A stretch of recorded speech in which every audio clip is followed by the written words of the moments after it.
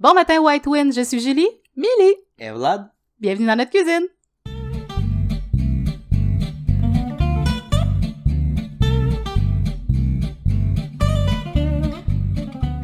C'est un sujet qui revient tout le temps. Le temps d'écran quand on est parent. Pour nous autres, mais aussi pour les enfants. Est-ce qu'on s'en sert juste pour souffler? Est-ce qu'on s'en sert pour l'éducation? Nous autres, on s'en sert beaucoup pour l'éducation. On avait envie de casser un peu aussi la culpabilité ce matin du fameux temps d'écran. Est-ce que les écrans sauvent notre quotidien? Mais j'ai lu un terme qui m'a particulièrement plu, étant donné l'utilisation qu'on en fait. Nous sommes une famille techno-positive. Qu'est-ce que ça veut dire? Oh, oui, la gorgée a bien passé, ça va? Ben, c'est drôle de... Étouffe-toi pas. T'attendais pas à ça, hein? Non, c'est technopositif. Il était pas En gros, ce que ça veut dire, c'est qu'on n'est pas fermé à l'utilisation des écrans puis de la technologie sous toutes ses formes, sous toutes ses sauces et dans toutes les applications que cette ressource-là peut nous permettre. C'est-à-dire, on a chacun un ordinateur, on a chacune un téléphone intelligent et ou une tablette. Il y a des portables dans cette maison. Les enfants ont chacun un ordinateur, sauf notre fille trisomique. Ouais. Il y en a qui ont des tablettes de dessin. Il y a des consoles de jeux, donc des Nintendo, Switch, des PS. Ben, faut dire aussi qu'on a les ordinateurs pour leur chambre, puis on a aussi des Chromebooks pour l'école. Ouais. Parce que pour faire l'éducation des enfants, on utilise la méthode magistrale. Donc, ils ont des livres qui sont conformes à la progression des apprentissages au Québec, mais ils utilisent aussi Power Homeschool, donc qui est le programme en anglais qui permet d'atteindre toute la diplomation nécessaire. Ceci étant dit, un coup que l'école est faite, que leurs tâches sont faites, ben ils peuvent avoir accès à ce qu'on appelle dans la maison leurs électroniques. Donc, ça peut être écouter la télévision, jouer au PlayStation, jouer à la Switch, jouer avec les ordinateurs, peu importe. Tablette, téléphone. Exact. Donc, pour nous, on n'encadre pas vraiment, puis là, qu'est-ce que j'entends par vraiment, on va en parler, là, mais on n'encadre pas vraiment leur utilisation, outre de dire, ben, il faut que tes tâches soient faites, il faut que ton travail d'école. Donc, responsabilité en premier, jeu en deuxième. Mais ce que je veux dire par on n'encadre pas vraiment, c'est que un coup que tout ça c'est fait, tu veux jouer, tu peux jouer. C'est ça l'affaire. Par contre, les enfants, ils ont des activités à l'extérieur. Donc, ce qu'on entend par là, c'est qu'ils socialisent de manière avec les scouts, par exemple. Il y en a qui m'ont demandé de retourner à la piscine, ce qu'ils vont faire. Mais si on s'en va au restaurant, par exemple, on ne va pas asseoir automatiquement un enfant avec un téléphone ou une tablette. On s'en va en voiture, les enfants n'ont pas automatiquement leur téléphone ou leur tablette en voiture parce qu'il faut qu'ils sachent apprécier le monde autour qui les entoure. Il faut qu'on s'en va aussi, et c'est le fun qu'ils reconnaissent leur environnement. « Ah, on est arrivé dans le cours! » T'as pas vu ce qu'on est passé? À l'époque, on se promenait souvent en voiture, puis les enfants, on arrivait à quoi? 45 minutes, un rayon de 45 minutes de notre maison, puis les enfants étaient là. Ah, ben on n'a pas besoin d'arrêter à la salle de bain, on est presque à la maison. On aimait ça. Parce qu'on a visité tous les parcs dans une heure et demie, si pas plus, autour de notre maison. Ouais. Les enfants ont trouvé les parcs qu'ils préfèrent, les parcs qui ont « est-ce qu'on peut aller ici parce qu'il y a une structure de tel, puis c'est tranquille, oui, il y a le forêt à côté. » Où il y a des camions qui passent, puis je peux faire « Ouais, j'adorais ça. Mais en parlant de électronique, je pense que la clé, vraiment, l'enfant sait qu'il peut l'avoir en tout temps et à moins d'intérêt. Ouais. Quand il sait que ce serait pas enlevé de lui et à moins d'intérêt.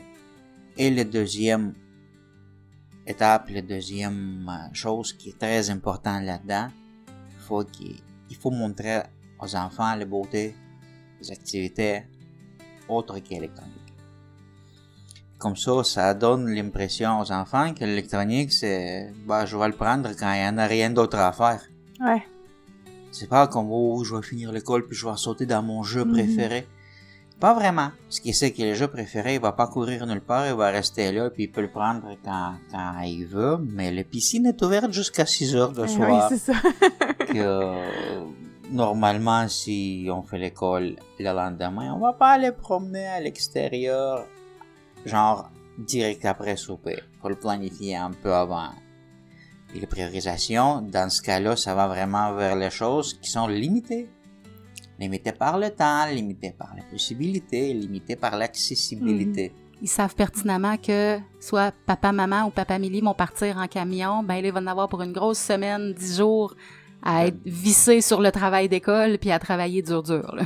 Fait qu'il n'y aura pas cette possibilité-là, justement, de sortir en famille et de faire une activité le fun. Ouais, et la priorisation, dans ce cas-là, ne va vraiment pas avec les électroniques. Non.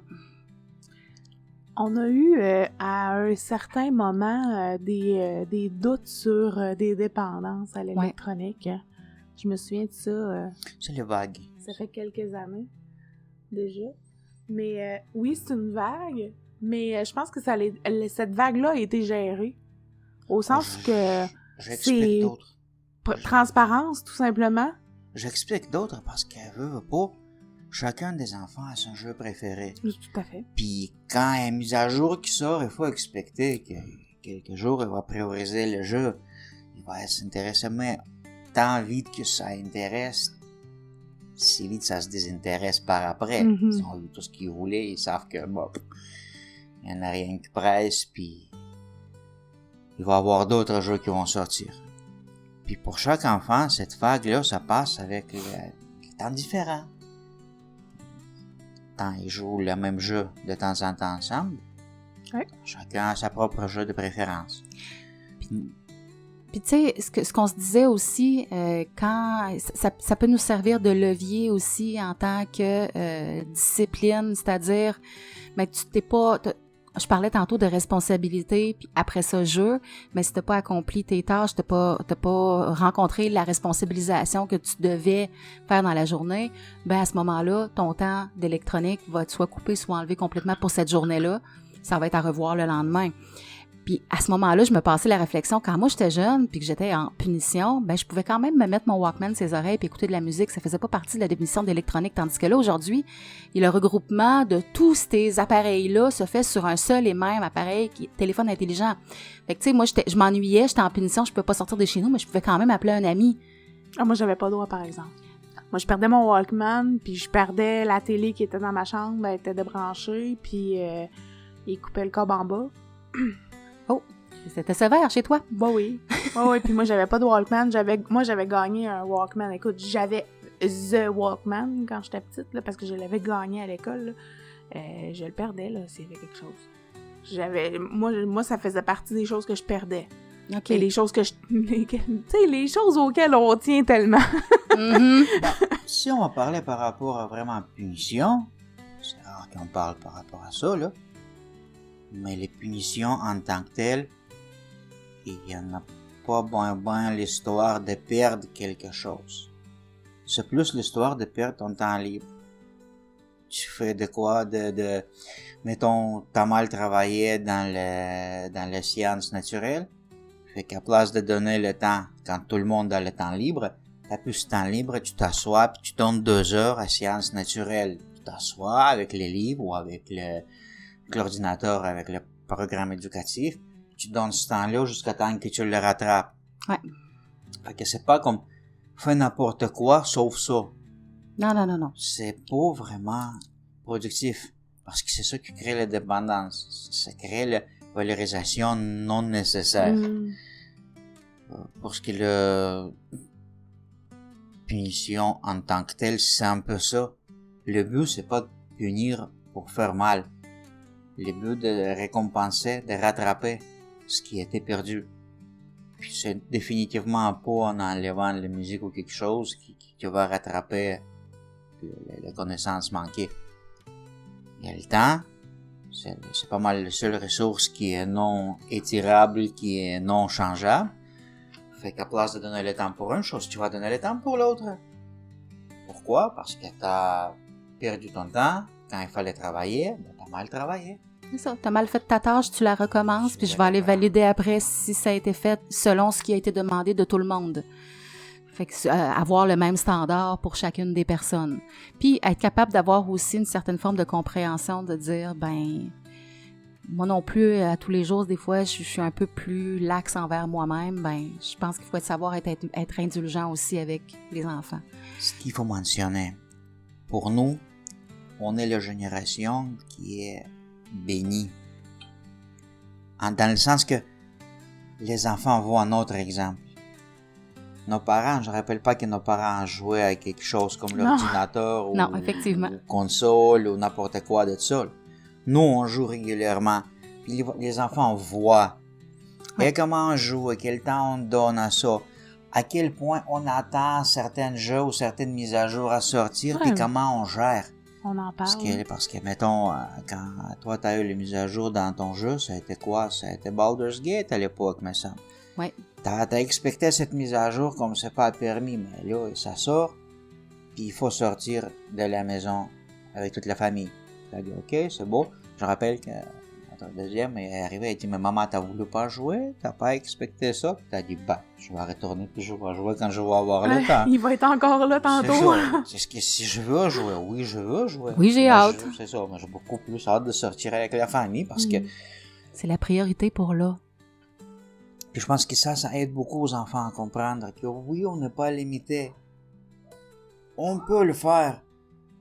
Sauf qu'il faut mettre les bonnes priorités. Il faut mettre les priorités à bonne place. Surtout ça. Puis, en voyant l'exemple des parents, comment ils gèrent ça. Ils suivent certains modèles. Puis, à mon avis, ça aide beaucoup. Ça aide beaucoup à comprendre que l'électronique, c'est pas qu'une exception. C'est le parti du quotidien. C'est le parti des vies courantes. Puis ce que je fais pas aujourd'hui, je vais être capable de faire demain. Est-ce qu'on en voit beaucoup d'exemples de parents qui enlèvent complètement l'utilisation des écrans, qui le diabolisent jusqu'à un certain point? Puis, encore une fois, je me souviens d'un exemple quand j'étais plus jeune, d'une famille chez qui j'étais allée garder. Puis pour eux, dans cette famille-là, il y avait 0 sucre, 0 produits transformés, 0 chips, peu importe, name it, il n'y en avait pas. Puis je me souviens très bien d'avoir recroisé les enfants que je gardais plus tard et ils avaient, mon Dieu, ils avaient triplé, quadruplé de 16 parce qu'ils n'avaient pas appris justement à c'est quoi la différence entre ce qui est bon pour toi, ce qui est moins bon pour toi, peut-être d'avoir un équilibre entre, comme on dit aux enfants, ce qui est bon pour la santé et ce qui est bon pour la bouche. Puis d'être capable de se contrôler justement. Fait que je fais un peu le parallèle avec ça. Si tu n'apprends pas comment te gérer quand tu es plus jeune, sur ce qui peut être une source possible de dépendance plus tard, parce que n'importe quoi dans l'excès peut tomber en dépendance. L'humain a une personnalité addictive, moi la première, et je pense que si tu n'apprends pas comment te gérer, c'est toujours plus difficile rendu à l'âge adulte de s'imposer des limites soi-même. D'être capable de se discipliner soi-même. Il faut comprendre que la seule ressource qui ne change pas, c'est le temps. Tu fais pas quelque chose maintenant, tu vas être obligé de le faire plus tard. Tu prends trop de calories maintenant, tu vas être obligé de dépenser plus de temps en faisant les exercices. Ou étirer ta diète par après, ça dépend quelle moyenne tu choisis pour contrôler ça. Ouais. Tu choisis de dormir, c'est sûr et certain que tu vas pas faire rien pendant ce temps-là. Tu choisis de faire quelque chose, tu risques d'écraser. Tout ça, c'est la balance. Puis le plus vite dans la vie, l'enfant va comprendre comment ça marche. Le plus vite dans la vie, il va comprendre comment ça marche les priorités. Le plus facile, ça va être plus tard. Ouais. Autant que les gens disent que moi, je ne pensais pas que c'est un peu trop pour un enfant de gérer tout ça, tout seul. Je ne pensais pas que c'est le travail d'adulte de le gérer. Non, le travail d'adulte, c'est d'expliquer comment ça marche. Parce qu'un coup que tu comprends comment ça marche, ça commence à être extrêmement facile dans ta vie. Mais ils ne gèrent pas tout seuls, justement. Puis c'est ça qu'on essaie de faire comprendre aux gens, c'est qu'ils ne sont pas tout seuls, on leur explique. Ils sont accompagnés, ils sont dans un environnement contrôlé. Ils ont besoin d'aide. Tout à fait. Ils ont un cadre dans lequel ils peuvent jouer dans ce cadre-là, puis on leur dit, mais si tu vas trop à l'extrême, il va arriver ça, puis si tu vas trop dans l'autre extrême, il va arriver ça. Maintenant, vas-y, puis explore. Puis quand ils arrivent à un extrême ou à l'autre, c'est pas « je te l'avais dit ». Tu vois, on en avait parlé, ça fonctionne pas, maintenant, applique ce que je t'ai montré. C'est ça. Moi, je te conseille, qu'est-ce que je t'ai conseillé? Je t'ai conseillé X. T'as fait Y, ça a pas marché. On essaie-tu X cette fois-ci? Parfait. Tu m'avais dit que tu savais. Maintenant, regarde, on va essayer d'autres choses. Parfait. De mon côté, c'est encore plus simple. Tant que c'est moi qui donne les conséquences, c'est facile. T'as fait le choix. les conséquences, t'as les responsabilités à gérer par après. Tu te rappelles comment ça a été quand t'as fait tel choix, quelles conséquences t'as eu, puis qu'est-ce que t'as été obligé de gérer par après. Exact. T'as une mémoire, la possibilité d'analyser, rappelle, puis analyse, fais tes conclusions, puis fais qu'on fait la prochaine fois. Un peu la même politique qu'on a par rapport à aller dans les petites, oui. Les petites, par exemple, c'est le temps qu'il faut aller. Mais tant qu'ils tombent en adolescence, là, ça donne rien de se battre, d'aller chercher le téléphone, puis d'aller chercher ici, ça. Non, seule chose qu'on dit que demain, il faut que tu te lèves par toi-même à telle heure. 7 heures du matin, parce que là, tu dois déjeuner, tu dois faire le déjeuner, tu dois te préparer pour commencer l'école, puis à 7h55, tu dois être assis sur à la table, prêt, complètement prêt pour un début de journée. Puis aussi avec la tête qui est prête pour la journée. Pas dans les nuages, pas une ici, une autre ici, c'est ça. Là. Ça marche pas. Parce que présentement, c'est les choses que tu fais comme ton travail. Ton travail. Mais ils sont plus lousses la fin de semaine. Mais justement, on va mettre, OK, ben, couche-toi à l'heure que tu veux, ça me dérange pas. Mais par contre, à 9h, faut être dans la voiture. Par contre, à 8h30, on est dans la voiture parce qu'on part, on fait un voyage, une activité, on va faire des courses tout le monde ensemble, X, Y, Z. Mais on donne la possibilité à l'enfant de se contrôler par rapport à l'heure où il va devoir être levé et fonctionnel et assis dans la voiture et déjeuner et doucher idéalement, selon lequel. Mais tu sais, ça se gère comme ça, au sens que, tu sais, si tu te couches à 1h du matin, là, tu vas être dehors toute la journée. Moi, je te veux avec un sourire. Fait que t'arranges-toi, tu vas... Dans la vie d'adulte, il y en a beaucoup de planification, beaucoup de cédules qui embarquent dans le jeu. Puis si on veut la stabilité, notre cédule doit être planifiée assez loin. Tout ça, c'est basé sur notre horaire de travail, notre cédule de salaire, mettons. Mais tout vit autour de ça. Planification. Et malheureusement, il y en a beaucoup d'adultes qui n'ont pas encore compris comment ça marche. Comment ça marche la planification, comment ça marche l'horaire, comment ça marche la balance entre le travail et le repos. Parce que on peut pas, on fait pas en acier, il faut planifier aussi comment on relaxe, qu'est-ce qu'on fait pour reposer. Puis comment être capable d'arrêter la tête de virer quand on décide qu'on repose maintenant. Ça, c'est le plus grand problème. Puis comment se ressourcer. Tout ça, le plus tôt que tu l'apprennes, le plus facile va être ta vie au quotidien. Tu sais comment ça marche. Tu le fais automatiquement, c'est l'automatisme, c'est à certains points les réflexes. Et à mon avis, le plus tôt que tu intègres l'électronique et toutes les choses qu'il y a à l'écran dans la vie humaine, le plus vite il va apprendre comment ça marche. Il faut le juste aligner. Il faut vraiment donner les bonnes directions pour que les personnes se développent les bonnes habitudes, les bonnes coutumes, qui forment les bonnes manières de gérer ça dans sa vie. Je pense pas qu'il faut attendre 18 ans, là. Non. Puis définitivement, je ne pense pas que à l'âge d'adolescent, tu dois avoir dans la tête qu'il y a quelqu'un d'autre que toi qui contrôle ta compréhension. Qu'est-ce que tu fais avec les électroniques? T'es responsable, une grande personne, t'es capable, fais-le. Et à mon avis, la moyenne qu'il faut utiliser par rapport à l'électronique, justement, c'est la liberté contrôlée.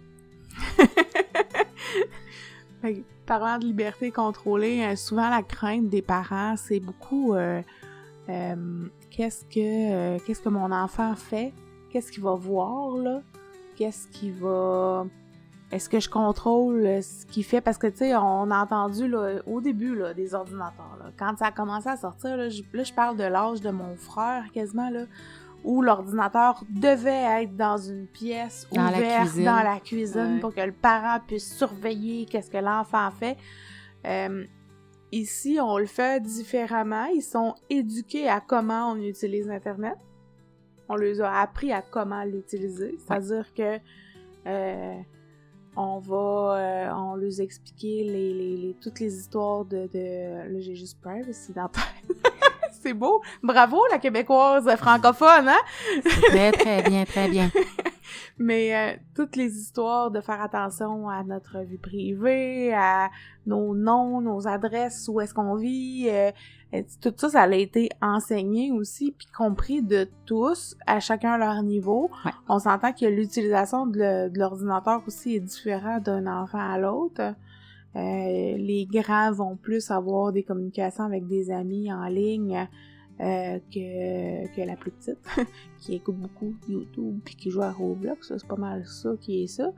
Mais à mesure au fil du temps, je pense que vous avez aussi donné les informations qui sont nécessaires à dire, qu'est-ce qu'on peut faire puis qu'est-ce qu'on peut pas faire. Ouais. Puis qu'est-ce qu'on fait en avant d'une vidéo avec lesquelles on n'est pas à l'aise? Je pense que ça va être... c'est un grand sujet. Oui, hein? Et je Ça pense va être un sujet à part. Exactement. Ok. On va passer une des prochaines fois parce qu'ici, on doit parler et la culture d'Internet en tant que tel Ouais. et le phénomène de liberté et en général, le phénomène d'Internet, c'est la place... Vous savez, j'ai adoré cette expression-là, que l'Internet, c'est la place où il n'y a pas de où. C'est juste merveilleux. Mais bref, je pense qu'on va parler la prochaine fois. Parfait. Et pour l'instant, merci beaucoup d'être avec nous. Fait que dites-nous comment vous intégrez ça, les électroniques, dans vos vies. Comment ça se gère chez vous?